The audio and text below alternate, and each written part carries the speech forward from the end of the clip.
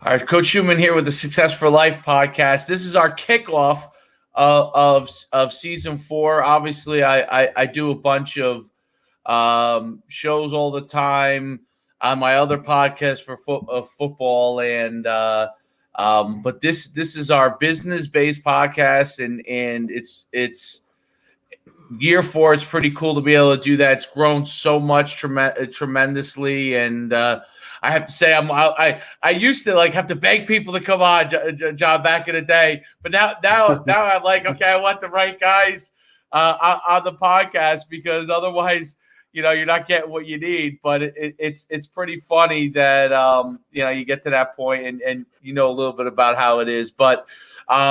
I want to introduce John. John, we call him the samurai of sales, and he really is the guy that can teach you how to not just develop your sales organization and how to bring in big sales, but cold calling, which is one of the scariest things for a lot of people, happens to be an expertise of him. So he must be a little bit of a glutton for punishment, which is good, which is what makes him such a great success. John, tell everybody a little bit about your background and how you got to this point. Yeah, well, that's a great question. Thanks for having me as well, David. I love what you're doing, and I especially see time and time again the correlation between sports people and entrepreneurs or business people and martial arts or business people and athletes. It kind of comes up from time and time again. So I like how you kind of discuss and talk about both of those topics. But yeah, myself, I was a military guy many, many years ago. I served a few years in the British Army. Didn't really work out, came out, did the usual stint of homelessness, turned to drugs, truck driving, bouncer, nightclub bouncer, security, that kind of thing, festivals.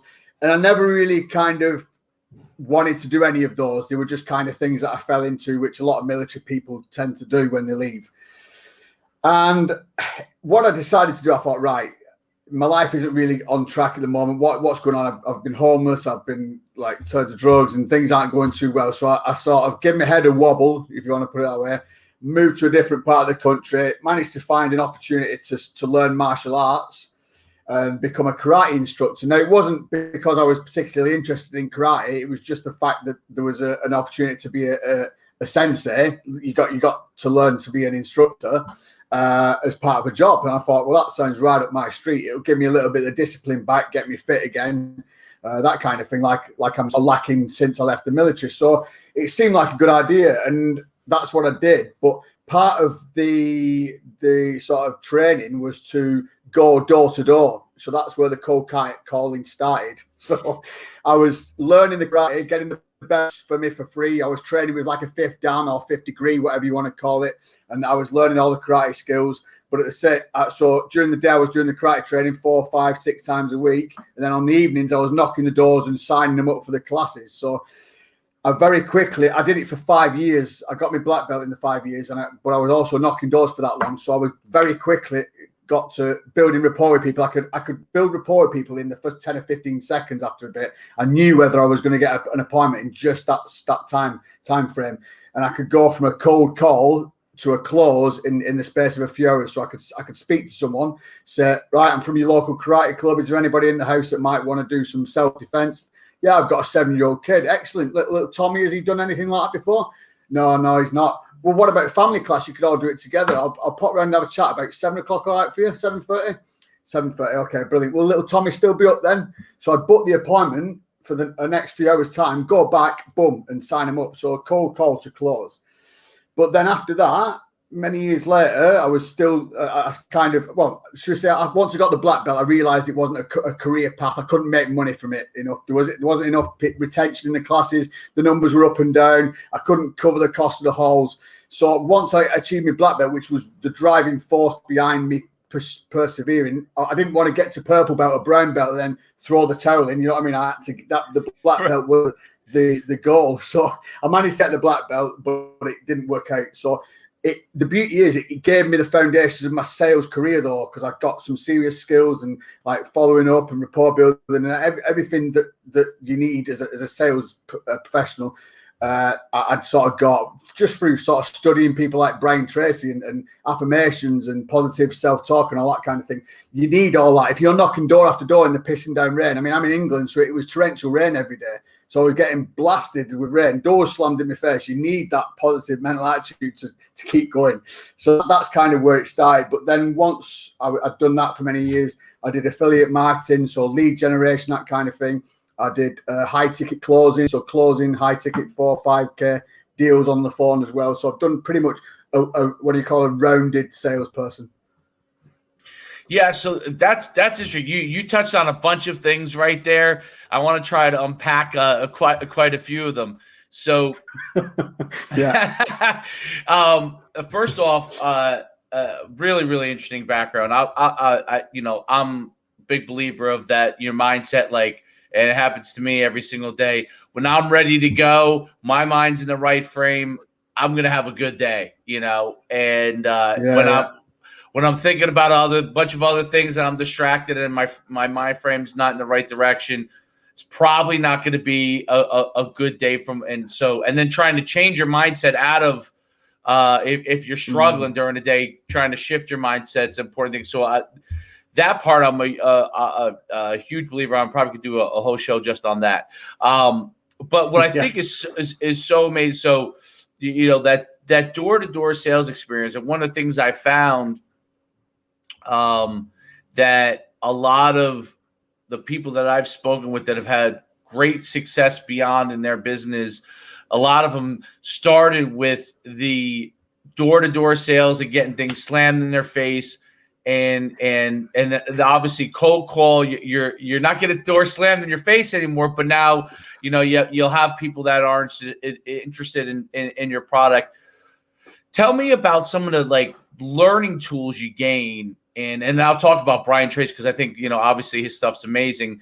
But some of the tools that you gain from going door to door and then transition, obviously, into cold calling that people can take with them. How did you handle the negative interactions, the door slam in your face, and stay focused on the prize? What kept you focused on the prize? Along the way. And the same thing obviously goes to cold calling. Just you're not getting the door, you're getting the phone hung up on you. How do you keep that mind frame and keep closing and having that right thought process? Right. Well, there's a couple of things that I can cover for you there because you kind of touched on a couple of different areas. And so one, I would say there is no difference between cold calling on the phones and cold calling door. It's I just have the exact same pitch in my head. So say, for example, I'm planning an evening on the doors, right? I'll say, right, tonight, I'm gonna plan out these streets. I'm gonna knock these 2 streets. And that's 50 doors that I'm gonna knock tonight. Out of those 50 doors I'm gonna knock, I'm probably only going to get 30 people answer them doors. 20 people won't just answer the door. So it's about numbers. And then out of them 20 people, I want to get at least 5 appointments. That's what my goal is. 5 appointments. I might get 3 or 2 sales, and I want to get 3 new members. So you have the numbers in your head.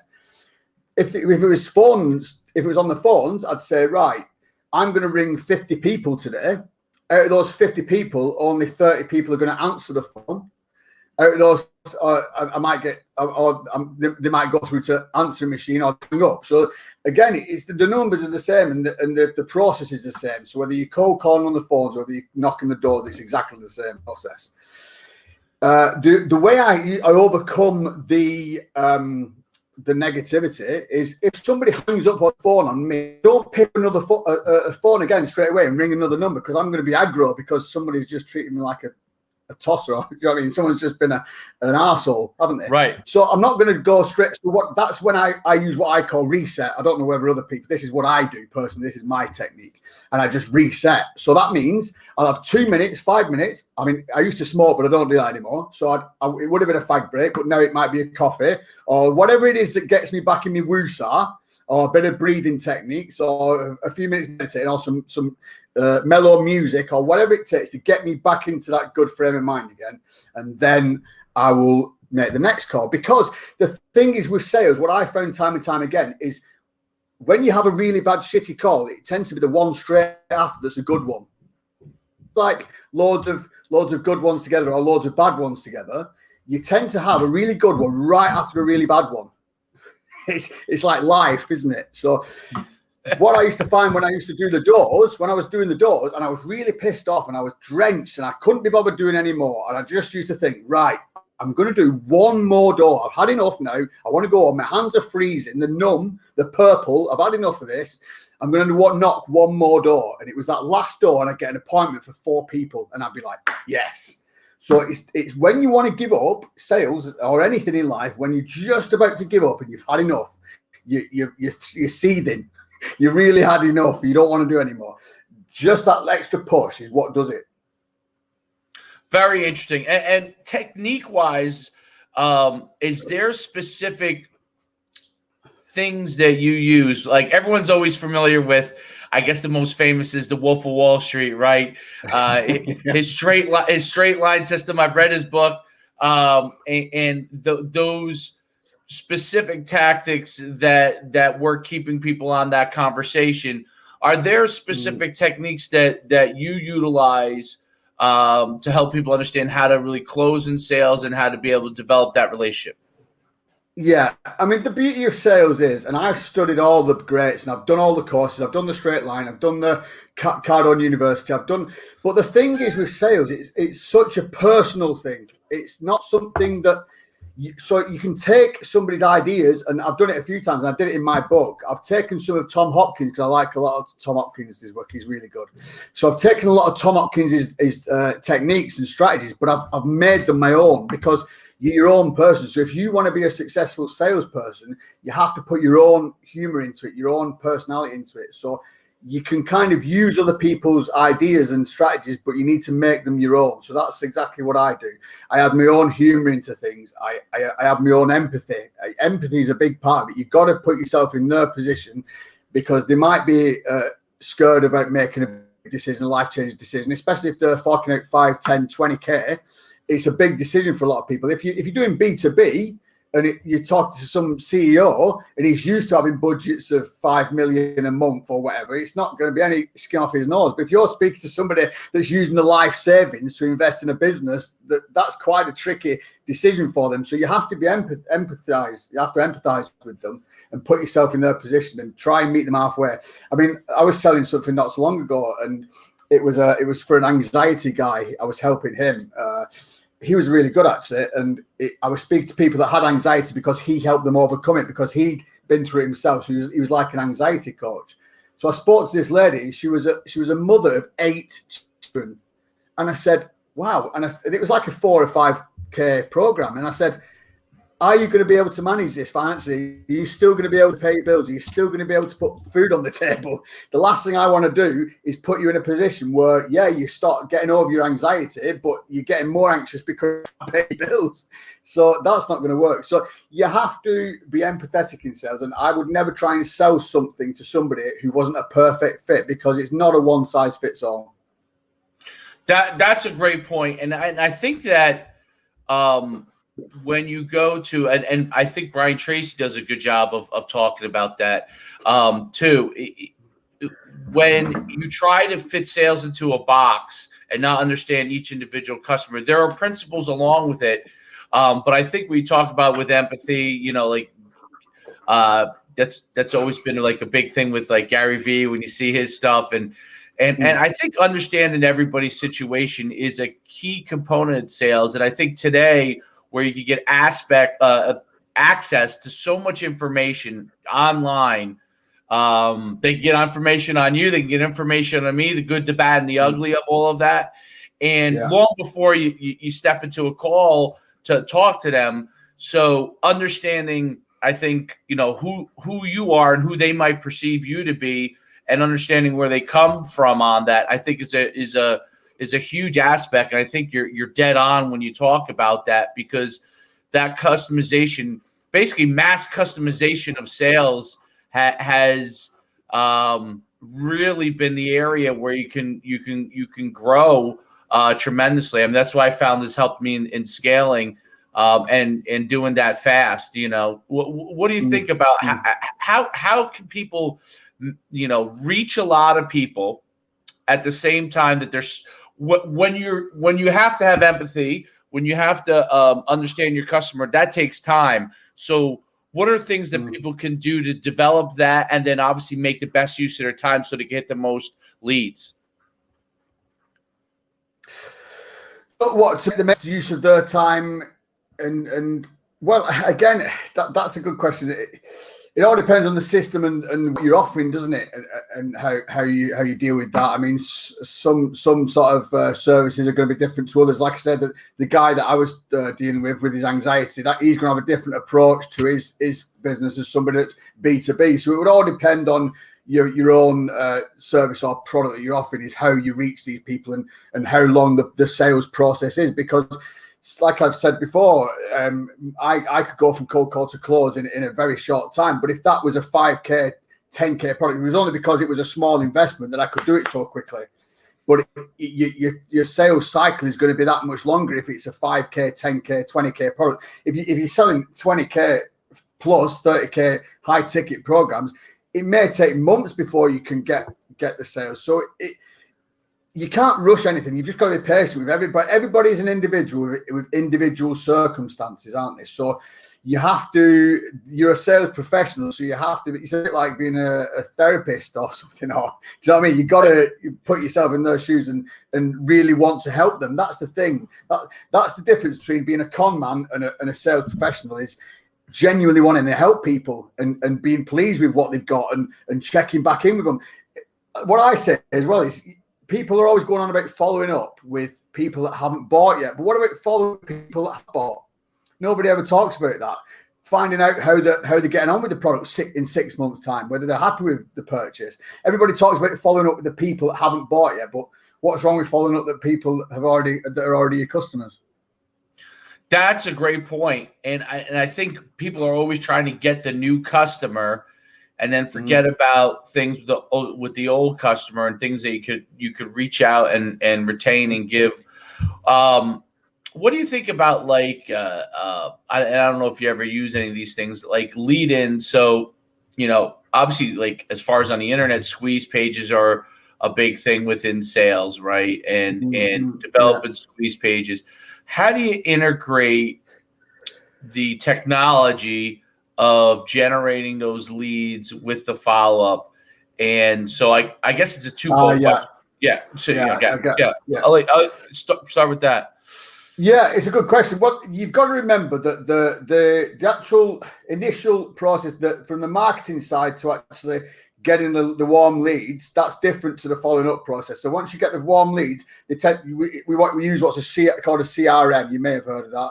Mm-hmm. So the CRM is like an organizer of your leads, and you can actually find out which ones are customers, which ones are bought, which ones haven't bought, which ones you need to follow up with. You can check whether you need to follow up with them in a week's time or in 2 months' time or whatever it is.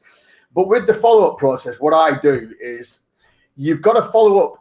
You've got to be savvy with the follow-up process. You don't want to be badgering, because that's what new sales people tend to do, because they're hungry for this money, aren't they? They want these commissions. So they're like, I'll follow up with you tomorrow or next week, and then I'll follow up some more, follow. So that's like stalking, isn't it? That's more like badgering somebody rather than being a professional that follows up correctly. So if for whatever reason I'm on the phone, so I'm closing a 5K, 6K package now, and with Julie, and Julie's like, well, I'm definitely looking to move forward with this, but I need to move some money around and get organized. It's probably going to take me till Friday weekend. Okay, perfect, Julie. Right, this is important. Right, so Julie, Friday's going to be good for you. How about 2 o'clock in the afternoon or 3 o'clock be better for you? So you're not letting her take charge of the conversation. You're still in control. So by you giving her 2 options, you're still in charge of that phone call, if that makes sense. So she'll say, all right, well, 3 o'clock would probably be better. Perfect. Right, I'll put you in for 3 o'clock. I'll send you a Zoom invite or whatever you're doing. I'll give you a call on WhatsApp or whatever the process or however you're having that conversation. So make sure you book them in and follow up at that time. It's as simple as that. Don't try and follow up any sooner or later. Just negotiate that time, call on that time, and then if they're ready to move forward, perfect. If they're not ready again, and you're getting cold feet or something, right, what I tend to do then is I'd say, okay, Julie, are you sure this is ready for you? Are you definitely wanting to move forward? Yeah, definitely. One more. So I'd give them one more or maybe two more attempts in a short space of time. Maybe one. So the next time I speak to her, she's still not ready. I'd say, okay, Julie, right, I think what we need to do here is give you a bit of breathing space. Why don't you reach out back out to me when you're ready to move forward? Because then you're not letting it go, but you're giving her that breathing space. And I've had it when you've kind of forgot about them. They've got back to you in another 2 months. Yeah, let's do it.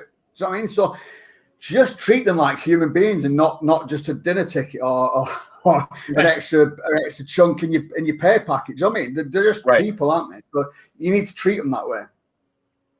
I think that's a really good component, and I think that gets lost on a lot of people that do sales. That you can't jam it down their throats that they're going to buy it, because then they get remorse, right? So even if they do buy, you're going to get remorse, and you're going to have a hard time living up to what they expect, because they didn't have, quote unquote, maybe either the money at the time or the will to do it at the time.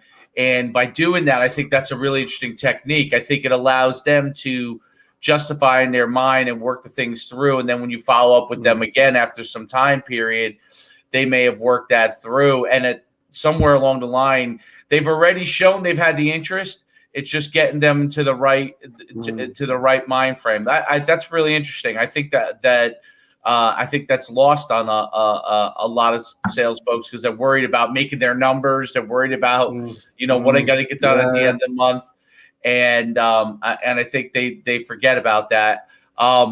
What do you? So one of the things that I found, and I always take advantage of this when I get calls on it. And I know that my customers take advantage of it when I send stuff out in the programs that I run. The end of the month, most salespeople have some sort of quota. Now, if they own their own business, that's different, right? You have kind of a different thing if you own your own business. So you know where your numbers are. But as a person working in sales, they have some level of quota. How important do you think those end of the month deals that they run and utilizing that as a part of their closing strategy, is that a good thing, or does that hurt in the long run? I'm always curious on that, because once you start to discount, right, just to close the sale that month, there's positives and negatives. You're getting the money now, but is there a negative to that? Yeah, I mean, I don't know a lot of experience with that myself personally, but I mean, like you just said, there are some positive and negative, because people are going to give themselves added pressure, aren't they? And when you start to give yourself pressure, sales is a high pressure game anyway, especially when you're on commission only. So I only ever deal with commission now. I don't want a basic, because the thing is, Brian Tracy used to say this as well. If you've got a basic, you've got a blanket, you've got a safety net, so you're not going to be hungry. Like Les Brown always says, he's hungry. As you mentioned before, I was listening to Les Brown the other day, and he was a door knocker as well, which I didn't know that until the other day. So he was listening. Yeah. So anyway, so you got to be hungry, but you're not going to be desperate either. So you've got to it's all about mindset, but there's so many different factors. So the moment you get hungry for sales, you're not going to get any. It's like that cycle. You don't ever be hungry. As long as you think, I'm going to help as many people as I can this month, you will have a much better result than if you think, I'm going to sell 50 people this month. Right. Does that make sense? So yes. If you genuinely help people, then that will work. But if you are, I've got to sell 50, because nobody likes to be sold. You've probably heard this 1,000 times. Nobody likes to be sold. Everybody likes to buy. So when you're speaking to somebody, you need to paint the pitch for them and how marvelous it is and how brilliant it's going to be for them, and let them come to the decision themselves. That's one of the tricks and the keys of closing, is getting them to believe that they've made the decision themselves without you pushing them. Because once you start to push, they're going to start retreating. That I've seen this myself, because it's quite a tricky stage when you're getting quite close to the finish line and you're just trying to edge that deal. sometimes if you push too hard, they'll fall over or they'll crumble, and then you've lost it. So sometimes what I'll do is I'll go, I'll tell you what, if you need a little bit more time, let's just back this off, and we'll just come back to this next week. I know you've already said that this is what you need, and we can always leave it. Oh no, let's do it. Do you know what I mean? So sometimes if you say we'll leave it a bit, they'll actually go on and snap on. What do you need? My card details, and they'll just go for it. So again, it's like a game of tennis. So you got to keep returning and get that rally going rather than trying to dominate. Right, keep that volley going.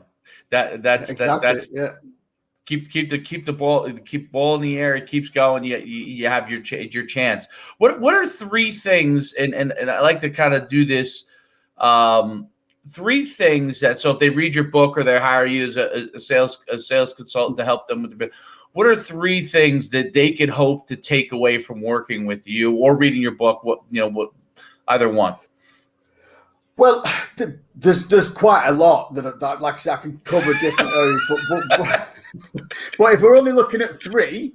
Let's take three. One would be overcoming the fear of rejection. So whether that's cold calling, whether that's people hanging up, whether that's people saying no, people don't like to hear no. But that's something that you need to just suck it up, buttercup. It happens every day in sales. So if you're a coach and you're just getting into the coaching industry, you're going to hear a lot of no's. It doesn't matter how good a coach you are. Again, it's not a one size fits all. So one area I'd say overcoming the fear of rejection. Two, I would say getting the right mindset to and get your numbers right and that kind of thing. And do you know what I mean? Strategically plan your days, how many people you're going to make contact with, how you're going to attract the new clients, are you going to have sales funnels, are you going to do cold outreach, what process are you going to have in place, have you got budgets, that kind of thing. So that would be another kind of avenue we'd have to look at. And then third would be asking for the money. People don't like to ask for money. But you're not asking for money, you're asking for them to invest in themselves or in their future. That's the best way of working. With sales, it's about words. You don't say, are you going to pay for this? You say, are you going to invest in this? You don't say, are you going to sign this contract? You're going to say, would you like to see the agreement? So you don't, it's just how you word things. Words are magic. Words are magic. That's why we call it spelling, isn't it? So you have to word things correctly and get your point across right and have the empathy. And just have it, everything needs to fit into place, and you will have the success in selling. What words are magic? I like that. That's why we call it selling. That's really good. Leads. What have you found is, because obviously if you don't have good leads, then it's a numbers game, right? The good leads, a certain amount of good leads translate if you're doing the right things from a sales standpoint into a certain amount of sales. What is the best way that you found that you generate good quality leads and a good amount of them? That is a very tricky question because there's so many factors come into that. Is the product good? Are the people you're selling for good? Is the service going to be good? Because has it got the reputation? Are the leads expecting something, or are they cold? Are they warm? There's so many factors go into that. It's a tricky question, that one, to be honest. But a lead is a lead as long as they're qualified. It depends whether they're qualified. That's one of the key areas, is the qualifications part. You can get as many leads through a funnel as you can, the click or whatever, clickbait or whatever you want to call it, or sales funnels and all that kind of thing. Right.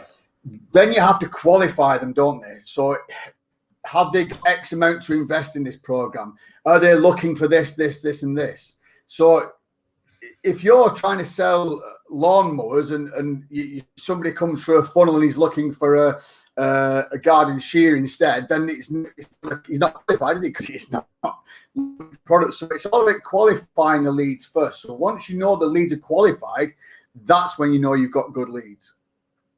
Right. And so do you incorporate that qualification process right away into your lead funnels, or is that a post lead funnel? Like what have you find has helped made them more qualified? Well, what you tend to do is just, there's a number of different ways of doing this. So you could have a qualification, like an icebreaker call, a 10-minute call, or you could a form that they have to fill in with like questions. They're not always 100% honest. Right, I mean, right, of course. Sometimes they'll say I've got 50K to invest when they haven't, or whatever. So that's probably one of the best things, is to have some kind of pre-call or like qualifying call. So if it goes well, yeah, so blah, blah, blah, blah, blah. Yeah, so it's going to be a good fit for this. Shall we book another call? So then you'd book an actual sort of strategy call to complete the close, or to sort of get them into the next stage. Or just, like I said, just have them come for a funnel, and then they have to put an application in, so they fill it in themselves, and then that qualifies them, doesn't it, or unqualifies them. Very, very cool. Very, very, very interesting. Okay, so a book that's not yours, that you found has helped you tremendously in what you do. A book that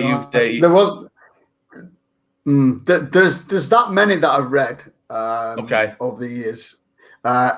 I can give you some authors, because I must have read at least 6 or 7 Brian Tracy ones there. So if you want a good old fashioned book, sales book, Brian Tracy. Zig Ziglar's done some good ones as well. They are quite old. I mean, Zig Ziglar's passed away, rest in peace, and his books are relatively old, but they're still really good. The Closers series is by Ben Gay. He's done a set of 3 books called the Closers series, Closers 1, 2, and 3. Those are exceptional books. Again, Tom Hopkins, I would read any of his stuff. I quite like Grant Cardone's. He has a different angle on it, because he's not purely a salesman. He's like a business tycoon nowadays, isn't he? But he's done some really good material, because he's kind of an all-rounder now, I guess, isn't he? So those are some. You've got Jeb Blount's done some good stuff, what's his called? Prospecting, Fanatical Prospecting. So yeah, there's so many good sales guys out there. You can't beat Ogmandino as well, with The Greatest Salesman in the World. That's a fantastic book. It's only a smallish one, but that's got some really good key qualities that a salesperson needs. That's pretty cool. And how about I don't know, people, someone you listen to like online, or like I watch a million things on YouTube every single day. Like, who are a couple people that you? I mean, you reeled off a couple of them. Is there anything in particular that's kind of modern that you like as well, that you might go to? Interesting. I still quite like Les Brown. He still puts out some good stuff. I listen to some of his, great. Some of his stuff. There's some good ones that I've just discovered, actually, that not necessarily sales related, but there's a guy called Rob Moore, and he's quite big in the UK. He's like a self-made millionaire. He's authored like a number of different books. He's like a property tycoon and everything. So he's got his own podcast, and I've actually got his book at the moment called Money. It's a fantastic book. So I need to keep going through that at the moment. It's quite a big book, but he's just a wizard when it comes to money and how to invest it and all that kind of stuff. So yeah, he's brilliant. No, that's really cool. That's great stuff. So. In close, how could people reach out to you? What's the best way for them to get in touch with you? If they're interested, where could they find you? Yeah, well, there's a couple of ways. I mean, I'm putting a lot of my content now is on Instagram. So that my Instagram is SamuraiJM80. So Samurai JM is all in lowercase and then 80. I'm putting a lot of like mixtures of my podcast episodes, not just clips in my podcast, but I'm also doing martial arts. So I'm actually doing like Qigong techniques and stuff like that, and breathing, that kind of stuff. But I'm also putting out sales content as well. So it's just a mixture of those kind of things, but I'm purely concentrating on that for content at the moment. But obviously you've got my Cold Calling and Closing Mastery podcast. Check that out. I'm actually going to do an episode with a few chapters of my book, a little bit like an audio book. I'm not at the stage where I'm doing the audio book yet. I mean, it's only recently come out on Amazon and Kindle, so I'm going to leave it a while, and then eventually I want to do it on Audible as well. But you have to have studios and everything apparently to make it sound proper. Audible are very kind of picky at what they put on there, so it has to be kind of perfect. You can't have any sound issues or anything like that. So so No, Instagram is Samurai JM80. So you missed the JM. JM80. Yeah, that's it. Yeah, or you can just find me on Facebook. It's just John Molyneux. I'm also on LinkedIn as well. I've got a decent following on LinkedIn. I don't put as much content there anymore, but feel free to connect with me and message me on there if you like. Very cool. And let me just make sure I have it right here. JM, Samurai JM80. That's it for Instagram. Yeah, you got it. Perfect. And the Cold Calling Mastery podcast. It's cold calling and closing mastery is the podcast. Cold calling what? Cold calling and closing mastery. Oh, and closing. Can't forget that. There we go. Two cold calling to close and everything in between. Absolutely. Perfect. Yeah, definitely go and spend some time looking at your content. I'm going to look at your Instagram as well. There it is, the Sales Samurai Master. First of all, and before I let you go, tell me the tie-in between the martial arts and sales and how important that has been for you in obviously developing what you do. I'm glad you asked that because I didn't think you were going to touch on that. For me, it's like that because I was doing them at the same time, and the longer I do both for, the more I realize how they kind of connect together. And I've noticed there's a lot of successful business people that have got a martial arts background as well. And it's purely because you say, for example, like we're all stood in the dojo and we're all stood in line. We're just punching over. We're all doing stomach level punches over and over again and just repeating it because that's what you do. Or you stand in a position and hold it for ages. So you've got to have patience and determination and grit. Same with the phones. If I get pissed off after 2 or 3 calls and I want to call it a day, that's a quitter, isn't it? But if you're a black belt, you don't quit. So you just keep making them phone calls, don't you? Don't get me wrong. You still need to have your resets in between, but I don't give up and forget it for the day. I just keep going. Does that make sense? So the same with repetition. So you keep punching, you keep kicking over and over again. You keep dialing the numbers. You keep knocking the doors. You keep reading the scripts over and over again. So it's repetition. It's dedication, it's patience. All those things cross over from one side to the other. Well, that's the thing that I found, and obviously you probably looked at my thing. I'm a football guy. The ability to get those repetitions and relate it to everything you do, marrying that, like I think that's one of the things that's so great about sports, about martial arts. You're marrying those repetitions to everything you do, learning that mindset. That repping it over and over again is the true magic. That's that process is the true magic, and it's a lot of people are so consumed with the end of what happens when, and the whole key is you'll get to the when. What happens when if you stick to that process, you rep it out, and you stay, like you said, diligent and patient and determined. It totally transforms it because I don't know if you're familiar. Are you on Clubhouse at all yet? I am actually on Clubhouse. Yeah. Okay, I'll make sure I'll follow you on. I find what's interesting because I've mostly so far, because I just started going on there maybe a week or 2 ago, and I find it so interesting. So many young people on there that are trying to figure this all out, right? And the majority of them, over and over again, I hear people that are consumed with the end, right? Instead of all the things that have to get done, and in order to get there. So it's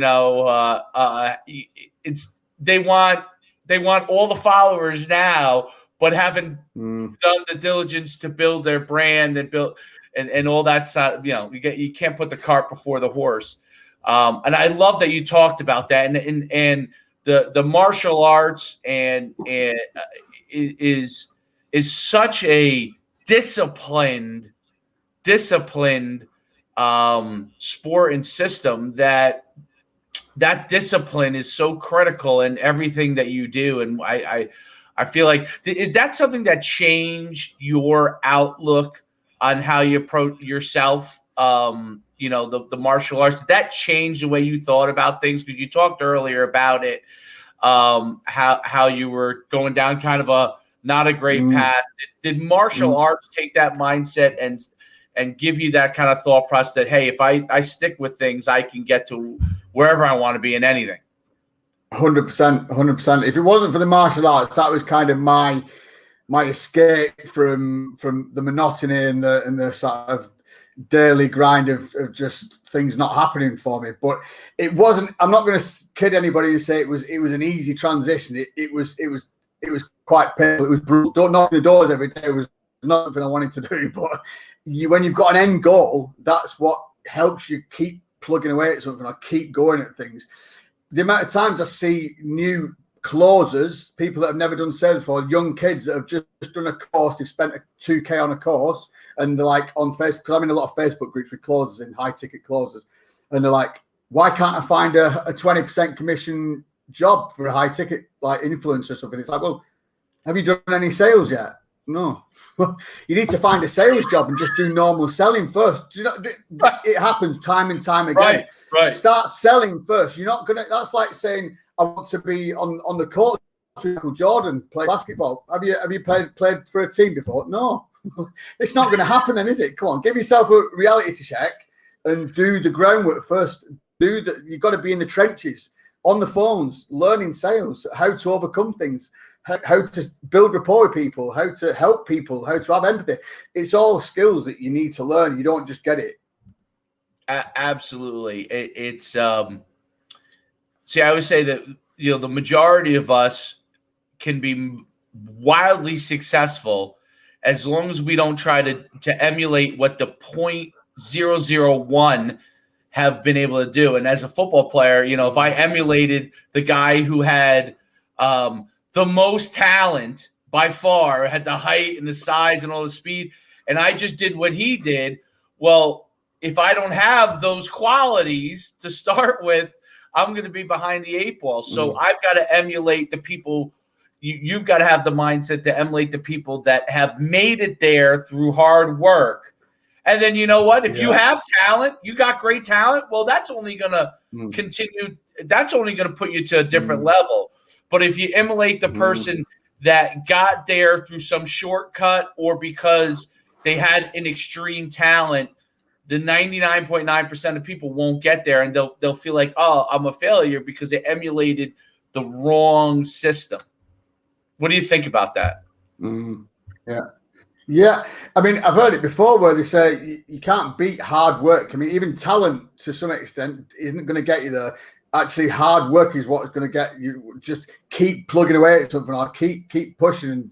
And I don't like to say grinding. That's because I don't. At the same time, I don't believe that you have to do what these entrepreneurs say: grind 24/7. I don't think you need to do that, but you have to be dedicated and determined and put the time in. Of course, but I would also say work on yourself. Make sure you're always working on yourself. That's why if I think the more successful people, they work on themselves and they work for themselves. They don't work a 9 to 5 for somebody else. I'm not saying there's anything wrong with that, but the more successful people have their own business, or they kind of they work for themselves basically, don't they? That's the more sort of profitable way to go, I'd say. Absolutely. And working for yourself, I think there's value if you work for somebody else in learning some things, or especially when you're young. Yeah. But as once you start to, there's nothing like working for yourself, and basically you live off what you eat, and you know what the truth is, you don't work a day when you're working for yourself. Like you are. Every day is a new challenge. Every day you're inquisitive and trying to figure out new things. I'm talking to people like you. You're talking to guys like me, and you're learning little tidbits from each person that helps you in your day. Where if you do work for somebody else, and there are people obviously that's best for them, but if you work for somebody else, you get boxed in, and you could really grow. There's things to learn from working for somebody, but once you take that step into entrepreneurship and figuring things out for yourself and have to actually engage with the customer, and that be your livelihood. The other person is your livelihood, meaning how well you help them is your livelihood. That changes your perspective on a lot of things, and that self-determination, I think, goes a long way. Well, any last thoughts? I really enjoyed the conversation. Any last thoughts? Yeah, well, all I would say is just if you have an idea or you want to do something with your life, even if you just have to keep working your 9 to 5, because I did it. I was doing things as an extra sort of side hustle, if you want to call it that way, or just something going on in the background. And I still do it now. I mean, I've got a sales role at the moment where I'm going to be selling windows and doors for it's a big national company, but in the background I'm still building my own coaching business as well. So there's nothing wrong with working for somebody else, but on your own terms, because I'm self-employed. So I'm not going to do. I've told them I'll do these amount of hours because I've got this, and this to do, and they're like, right. So I mean, I'm not going to say I'm going to dedicate, because they're like, a lot of our workers, they do 12-hour days, 6 days a week. Well, I'm not going to do that. So this is my life. I'll do these amount of hours for you. I'm self-employed. That's it. You can kind of like it or lump it. So it's okay to work for somebody else on your terms. That's what I don't mind working for myself on a weekend or a Saturday or Sunday, because it's for me. I always resented working for somebody else on a weekend because it's lining their pockets, isn't it? So you got to remember it's your life. So if you're going to work for somebody else, try and do it self-employed, where you do it on your terms. Very well said. I really enjoyed having you on the podcast. This is great. Perfect person to kick it off with. If you don't have sales, you don't have a business. So it's important to make sure that you have that. And thanks so much, John, for coming on. You guys can check him out. You can check him out at Samurai JM80 on Instagram. He's got his book, The Sales Samurai. You can show that up there again for them. And there it is. Amazon and Kindle. There you go. Get yourself a copy of that. Cold Calling and Closing Mastery podcast on iTunes and Spotify. Thanks so much for coming on the Success for Life podcast, and it's been a pleasure. I've enjoyed it myself. Thanks a lot.